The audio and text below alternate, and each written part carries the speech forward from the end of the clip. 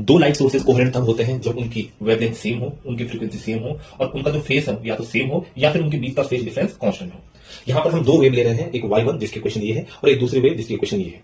दोनों इक्वेशन को हमने किसी मीडियम में सुपरपोज करवाया और सुपरपोज करने पर हमने देखा स्क्रीन पर कहीं पर हमें इंटेंसिटी मैक्सिमम मिलती है और कहीं पर मिनिमम मिलती है और उस रिजल्टेड वेव की इक्वेशन हमें ये मिलती है बाय सुपरपोजिशन ऑफ वेव से y equal to y1 plus y2 से जो ये इक्वेशन मिली है। यहाँ पर ये वाला टर्म हमारे एम्पलीट्यूड को शो करेगा रिजल्टेड वेव की, और हम जानते हैं कि किसी भी वेव की जो इंटेंसिटी होती है वो एम्पलीट्यूड के स्क्वायर के बराबर होती है। तो यहाँ से अगर हम इसका स्क्वायर करें तो हमें इस वेव की जो रिजल्टेड वेव है उसकी इंटेंसिटी मिल जाएगी।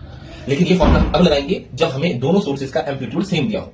अगर दोनों वेव का एम्पलीट्यूड a1 और a2 गिवन हो तो उस कंडीशन में हमारी इंटेंसिटी का फॉर्मूला ये हो जाएगा।